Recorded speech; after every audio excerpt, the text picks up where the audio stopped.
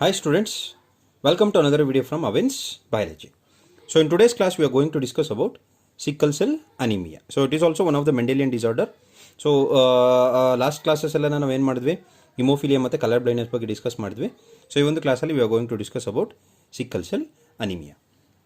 So ಇಲ್ಲಿ sickle cell anaemia ಅಂದರೆ, so ಇಲ್ಲಿ actually this is related to disorder of the blood. So ಇಲ್ಲಿ ಮೈನಾಗಿ ಆರ್ ಬಿ ಸಿ ಎಫೆಕ್ಟ್ ಆಗುತ್ತೆ.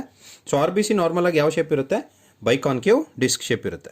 So ಯಾವ ಶೇಪ್ ಇರುತ್ತೆ R B C, it will be of ಬೈಕಾನ್ಕೇವ್ disc shape. So ಇಲ್ಲಿ biconcave disc ಇರೋದೇನಾಗುತ್ತೆ, ಈ ಸಿಕ್ಕಲ್ ಸೆಲ್ ಅನಿಮಿಯಾ ಬಂದವ್ರಿಗೆ this shape it gets converted into sickle shape. ಯಾವ ಶೇಪಿಗೆ ಕನ್ವರ್ಟ್ ಆಗುತ್ತದೋ ಸಿಕ್ಕಲ್ ಶೇಪಿಗೆ ಕನ್ವರ್ಟ್ ಆಗುತ್ತೆ. So that is the main problem with the sickle cell anaemia. ಏನಾಗುತ್ತೆ ಇಲ್ಲಿ ಆರ್ ಬಿ ಸಿ ಯಾವ ಶೇಪ್ ಇರುತ್ತೆ, ನಾರ್ಮಲಾಗಿ ಬೈಕಾನ್ಕೇವ್ ಡಿಸ್ಕ್ ಶೇಪ್ ಇರುತ್ತೆ. ಬಟ್ ಇಲ್ಲಿ ಈ ಬೈಕಾನ್ಕೇವ್ ಡಿಸ್ಕ್ ಶೇಪ್ ಇರೋದೇನಾಗುತ್ತೆ, it get converted into sickle shape. So ಇಲ್ಲಿ ಯಾವಾಗ ಈ ಸಿಕ್ಕಲ್ ಶೇಪ್ ಆಗುತ್ತೋ ಆಗ ಆರ್ ಬಿ ಸಿ ಫಂಕ್ಷನ್ ಏನಾಗುತ್ತೆ, R B C normal function ಆಗಲ್ಲ, ಅಲ್ಲಿ ಪ್ರಾಬ್ಲಮ್ ಆಗೋಕ್ಕೆ ಸ್ಟಾರ್ಟ್ ಆಗುತ್ತೆ. So main R B C function ಏನು, ಆಕ್ಸಿಜನ್ನ ಸೆಲ್ಸ್ಗೆ ಸಪ್ಲೈ ಮಾಡೋದು.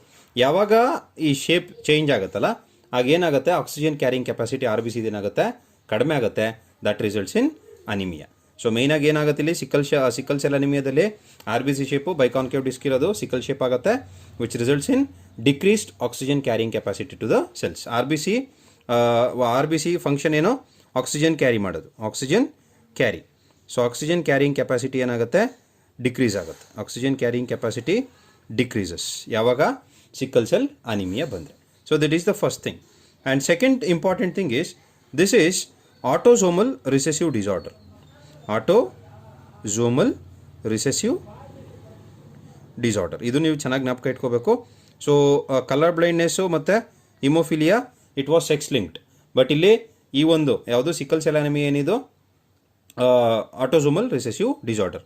ಸೊ ಇಲ್ಲಿ this sickle cell anaemia it is related to autosomes. So ನಮಗೆ ಎಷ್ಟು ಆಟೋಸೋಮ್ಸ್ ಇದೆ ಅಂತ ಹೇಳಿದೆ ನಾನು, 44 + 2. 44 ನಮಗೆ ಆಟೋಸೋಮ್ಸ್ ಇರುತ್ತೆ, ಎರಡೇನಿರುತ್ತೆ ಸೆಕ್ಸ್ ಕ್ರೋಮೋಸೋಮ್ಸ್ ಇರುತ್ತೆ.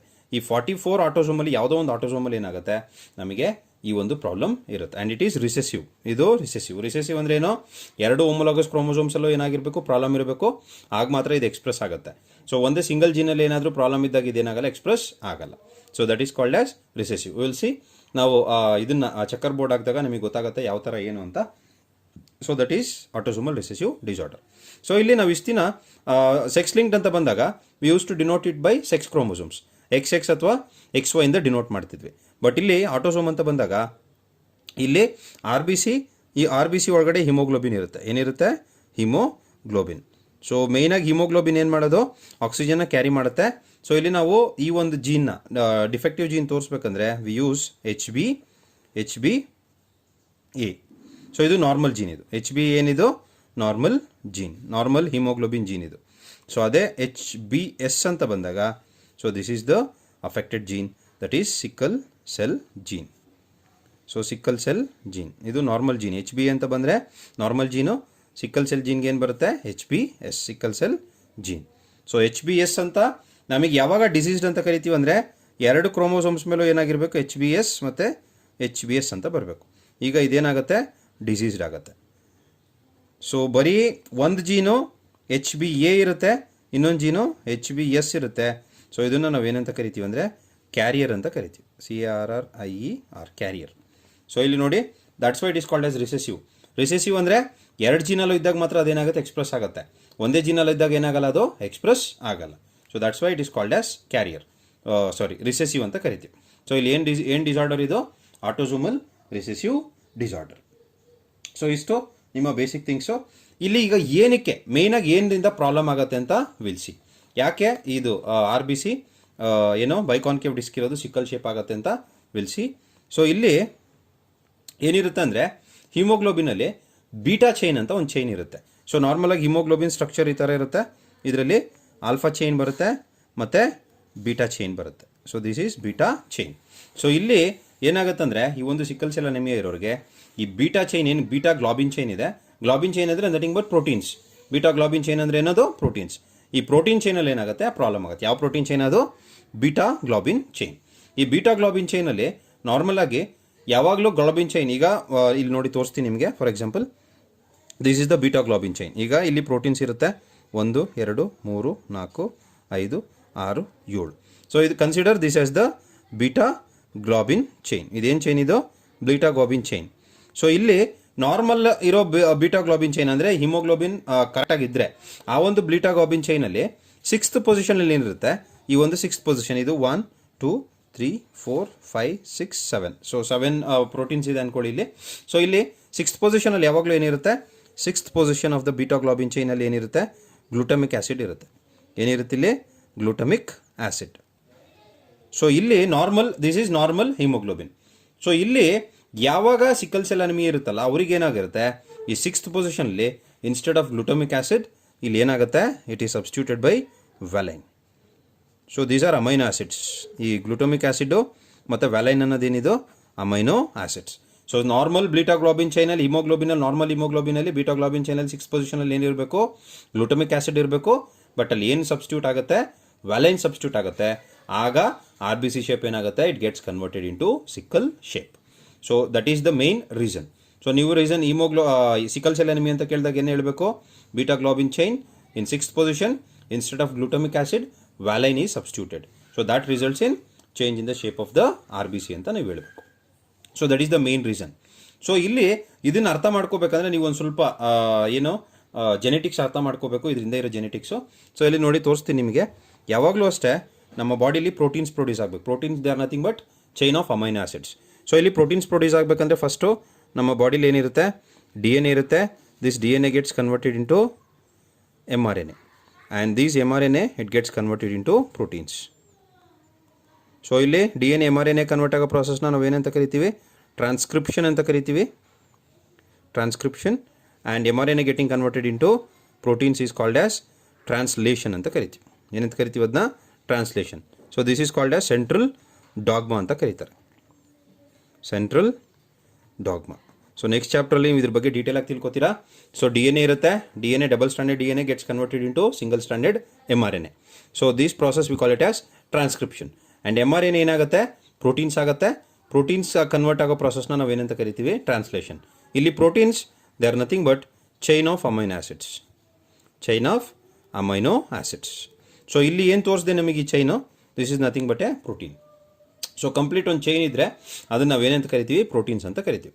ಸೊ ಈ ಪ್ರಾಸೆಸ್ ಆಗಬೇಕು.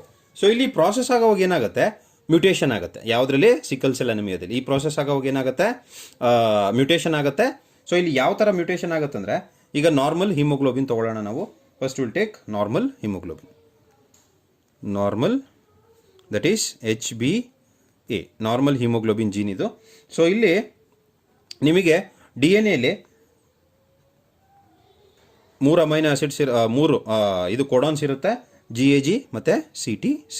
So this is the double standard DNA. ಇದೇನಿದು double standard DNA. This is normal gene ನಾವು ಮಾತಾಡ್ತಿರೋದು, ನಾರ್ಮಲ್ ಹಿಮೋಗ್ಲೋಬಿನ್ ಬಗ್ಗೆ ಮಾತಾಡ್ತಿದ್ದೀನಿ. So first DNA double standard ಇರುತ್ತೆ, ದಟ್ ಈಸ್ ಕೋಡಾನ್ಸ್ ಇರುತ್ತೆ, GAG ಮತ್ತು CTC. ಇದೇನಾಗಬೇಕು next, it has to get converted into mRNA. mRNA it will be of single stand, Cಗೆ G, Tಗೆ A ಮತ್ತು Cಗೆ G. So base pairs. So ಯಾವಾಗಲೂ ಅಷ್ಟೇ ATGC ಅಂತ ಕರಿತೀವಿ. Adenine always pairs with thymine and cytosine always pairs with guanine. So ಇದು next ಚಾಪ್ಟರ್ಲಿ ನಿಮಗೆ ಗೊತ್ತಾಗುತ್ತೆ. ಇಲ್ಲಿ GAG CTC double standard DNA ಅದೇನಾಗುತ್ತೆ, ನೆಕ್ಸ್ಟು ಸಿಂಗಲ್ ಸ್ಟ್ಯಾಂಡರ್ಡ್ mRNAಗೆ ಕನ್ವರ್ಟ್ ಆಗುತ್ತೆ. mRNA ಇದು. So these mRNA in turn it gets converted into proteins. Protein ಅಂದರೆ ಇಲ್ಲಿ ನಾರ್ಮಲ್ ಆಗಿ ಏನೋ amino acid. And GAG it codes for ಯಾವುದು, ಗ್ಲೂಟಮಿಕ್ ಆ್ಯಸಿಡ್. ಯಾವ ಆ್ಯಸಿಡ್ ಇದು? Glutamic acid. So this is amino acid. ಇದೇನಿದು? Amino acid. ಸೊ ಇಲ್ಲಿ mRNA GAG ಯಾವುದು ಕೋಡ್ ಮಾಡುತ್ತೆ, ಗ್ಲೂಟಮಿಕ್ ಆ್ಯಸಿಡ್ಗೆ ಕೋಡ್ ಮಾಡುತ್ತೆ. ಇದು ನಾರ್ಮಲ್ ಜೀನ್. ಸೊ ಈಗ ಇಲ್ಲಿ ನಾವೇನು ಮಾಡೋಣ, HbS ನೋಡೋಣ. HbS that is sickle cell gene. ಯಾವ ಜೀನ್ ಇದು? Sickle cell gene. ಇಲ್ಲಿ GAG ಇರೋ ಬದಲಲ್ಲಿ ಏನಾಗುತ್ತೆ, this A gets converted into GTG. So A ಮಾತ್ರ ಏನಾಗ್ತಿದೆ, ಇಲ್ಲಿ ಅಡಿನೈನ್ ಇರೋದು ಏನಾಗ್ತಿದೆ, ಥೈಮಿನ್ ಆಗ್ತಿದೆ. ಇನ್ನು ಉಳಿದಿದ್ದಲ್ಲಿ ಏನಿರುತ್ತೆ, ಸೇಮ್ ಇರುತ್ತೆ. ಯಾವಾಗ GTG ಆಗುತ್ತೋ, this gets converted into guanine always pairs with cytosine. T ಇರೋದು ಏನಾಗುತ್ತೆ, A ಆಗುತ್ತೆ ಮತ್ತು CAC. ಸೊ ಇಲ್ಲಿ ಒಂದು ಏನಾಯಿತು, ಒಂದೇ ಒಂದು ಬೇಸ್ ಪೇರ್ ಏನಾಯಿತು, ಚೇಂಜ್ ಆಯಿತು. ಒಂದೇ ಒಂದು ಬೇಸ್ ಪೇರ್ ಏನಾಯಿತು, ಚೇಂಜ್ ಆಯಿತು. ಹಂಗಾಗಿ the sickle cell anaemia it is also example for point mutation ಅಂತ ಕರೀತಾರೆ. ಯಾವುದಕ್ಕೆ ಎಕ್ಸಾಂಪಲ್ ಇದು? Point mutation. So point mutation ಕೂಡ ಇದೇನಿದು ಎಕ್ಸಾಂಪಲ್. ಯಾವುದು? Sickle cell anaemia. ಸೊ ಏನಾಯ್ತು ಇಲ್ಲಿ? ಎ ಇರೋ ಜಾಗದಲ್ಲಿ ಏನಾಯ್ತು? ಏನು ಸಬ್ಸ್ಟಿಟ್ಯೂಟ್ ಆಯಿತು? ಥೈಮಿನ್ ಸಬ್ಸ್ಟಿಟ್ಯೂಟ್ ಆಯಿತು. ಈಗ ಏನಾಗುತ್ತೆ? Again mRNA also changes. ಇಲ್ಲಿ ಏನಾಗುತ್ತೆ? GUG. ಇದೇನಾಯಿತು? GUG ಆಯಿತು. ದಿಸ್ GUG it codes for valine. ಯಾವುದು ಕೋಡ್ ಮಾಡುತ್ತದೋ? Valine. So this takes place at the sixth position of the beta globin chain. So ಈಗ ಗ್ಲುಟಮಿಕ್ ಆ್ಯಸಿಡ್ ಬದಲು ಏನು ಸಬ್ಸ್ಟಿಟ್ಯೂಟ್ ಆಯಿತು? ವ್ಯಾಲಿನ್ ಸಬ್ಸ್ಟಿಟ್ಯೂಟ್ ಆಯಿತು. ಹಿಂಗಾಗಿ ಇಲ್ಲಿ ಏನಾಗುತ್ತೆ? ಈ ಒಂದು ಶೇಪ್ ಏನಾಗುತ್ತೆ? RBC ಏನಾಗುತ್ತೆ? ಸಿಕ್ಕಲ್ ಸೆಲ್ ಶೇಪಿಗೆ ಚೇಂಜ್ ಆಗುತ್ತೆ. So this is the exact reason for ಯಾವುದು? Sickle cell anaemia. Sickle cell anaemia ಅಂದರೆ ಬೀಟಾ ಗ್ಲೋಬಿನ್ ಚೈನಲ್ಲಿ ಸಿಕ್ಸ್ ಪೊಸಿಷನಲ್ಲಿ ಏನಿರಬೇಕು? ಗ್ಲುಟಮಿಕ್ ಆ್ಯಸಿಡ್ ಇರಬೇಕು. ಗ್ಲುಟಮಿಕ್ ಆ್ಯಸಿಡ್ ಬದಲು ಏನು ಸಬ್ಸ್ಟಿಟ್ಯೂಟ್ ಆಗ್ತಿದೆ ಇಲ್ಲಿ? ವ್ಯಾಲೆನ್ ಸಬ್ಸ್ಟಿಟ್ಯೂಟ್ ಆಗ್ತಿದೆ. ಹಂಗಾಗಿ ಇಲ್ಲಿ ಏನಾಗುತ್ತೆ? RBC ಏನಾಗುತ್ತೆ? It gets converted into sickle shape. So this is the sickle cell anaemia and it is also example for point mutation. Mutation ಅಂದರೆ ಏನು? ನಾರ್ಮಲ್ ಆಗಿ DNA ಚೇಂಜ್ ಆಗೋದು. ಸೊ ಇಲ್ಲಿ ಪಾಯಿಂಟ್ ಮ್ಯೂಟೇಷನ್ ಅಂದರೆ ಸಿಂಗಲ್ ಬೇಸ್ ಪೇರ್ ಚೇಂಜ್ ಆದಾಗ ಏನಾಗುತ್ತೆ? Single base peer change ಆಗಿ mutation ಆದರೆ ಅದನ್ನು ನಾವೇನಂತ ಕರಿತೀವಿ? ಪಾಯಿಂಟ್ ಮ್ಯೂಟೇಷನ್ ಅಂತ ಕರಿತೀವಿ. ಇದು ಕೂಡ ಕ್ವೆಶನ್ ಕೇಳ್ಬೋದು, what is point mutation, give an example ಅಂತ. ಅದು ನಿಮಗೆ ನೆಕ್ಸ್ಟ್ ಟಾಪಿಕ್ಸಲ್ಲಿ ಬರುತ್ತೆ. ಪಾಯಿಂಟ್ ಮ್ಯೂಟೇಷನ್ ಆಗಲಿ ಹೇಳ್ತೀನಿ. But you should remember sickle cell anaemia is example for point mutation. So that is the thing. ಯಾವಾಗ ಇಲ್ಲಿ ಸಿಕ್ಸ್ ಪೊಸಿಷನಲ್ಲಿ ನಿಮಗೆ ಗ್ಲುಟಮಿಕ್ ಆ್ಯಸಿಡ್ ಬದಲು ವ್ಯಾಲಿನ್ ಸಬ್ಸ್ಟಿಟ್ಯೂಟ್ ಆಯಿತು, ಈಗ ಏನಾಗುತ್ತೆ? ಹಿಮೋಗ್ಲೋಬಿನ್ ಮಾಲಿಕ್ಯೂಲ್ ಏನಾಗುತ್ತೆ? It undergoes polymerisation. ಈಗ ಏನಾಗುತ್ತೆ? Haemoglobin molecule undergoes polymerisation.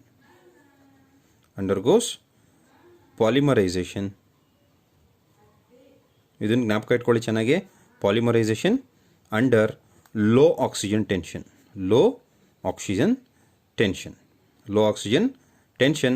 Which results in change in the shape of the RBC. So this is important. ಇದು ನೀವು ನೋಡ್ಕೋಬೇಕು. ಯಾವಾಗ ಸಿಕ್ಸ್ತ್ ಪೊಸಿಷನಲ್ಲಿ ಗ್ಲುಟಮಿಕ್ ಆ್ಯಸಿಡ್ ಬದಲು ವ್ಯಾಲೆನ್ ಸಬ್ಸ್ಟಿಟ್ಯೂಟ್ ಆಯಿತೋ ಆಗೇನಾಗುತ್ತೆ? ನಾರ್ಮಲ್ ಹಿಮೋಗ್ಲೋಬಿನ್ ಏನಾಗುತ್ತೆ? It undergoes polymerisation under low oxygen tension which results in change in the shape of RBC. ಯಾವುದರಿಂದ ಯಾವುದಕ್ಕೆ change ಆಗುತ್ತೆ? ಬೈಕಾನ್ಕೇವ್ ಡಿಸ್ಕಿಂದ sickle ಶೇಪಿಗೆ change ಆಗುತ್ತೆ. So this is what we call it as sickle cell anaemia. So that is about the sickle cell anaemia. ನಿಮಗೆ next ಕ್ಲಾಸಲ್ಲಿ will discuss about ಯಾವ ಥರ ಒಂದು ಜನ್ರೇಷನಿಂದ ಇನ್ನೊಂದು ಜನ್ರೇಷನ್ಗೆ ಯಾವ ಥರ ಇದು ಟ್ರಾನ್ಸ್ಫರ್ ಆಗುತ್ತೆ ಅನ್ನೋದನ್ನ ನಾವು ಆ ಒಂದು ಪ್ರಾಬ್ಲಮ್ಸ್ ನಿಮಗೆ CET ಮತ್ತು ನೀಟಲ್ಲಿ ಕೊಡುವಂಥ ಪ್ರಾಬ್ಲಮ್ಸ್ನ ನಾನು ಏನು ಮಾಡ್ತೀನಿ ನೆಕ್ಸ್ಟ್ ವೀಡಿಯೋದಲ್ಲಿ ಅನದರ್ ಒಂದು ಡಿಸಾರ್ಡರ್ನ ತೊಗೊಂಡು ಅದ್ರ ಜೊತೆಗೆ ಇದ್ರದ್ದು ಒಂದು ಪ್ರಾಬ್ಲಮ್ ಕೂಡ ನಿಮಗೆ ಏನು ಮಾಡ್ತೀನಿ ಸಾಲ್ವ್ ಮಾಡಿಸ್ತೀನಿ. ಸೊ ಇಷ್ಟು ಹೇಳ್ತಾ ಈ ವಿಡಿಯೋನ ಇಲ್ಲಿಗೆ ಏನು ಮಾಡ್ತಿದ್ದೀನಿ. ಏನೋ ಡೌಟ್ಸ್ ಇದ್ದರೆ ದಯವಿಟ್ಟು ಕಾಮೆಂಟ್ ಸೆಕ್ಷನಲ್ಲಿ ಕಾಮೆಂಟ್ ಮಾಡಿ ಕೇಳಿ ಅಂತ ಹೇಳ್ತಾ ಈ ವಿಡಿಯೋನ ಇಲ್ಲಿಗೆ ಎಂಡ್ ಮಾಡ್ತಿದ್ದೀನಿ. Thank you and be safe.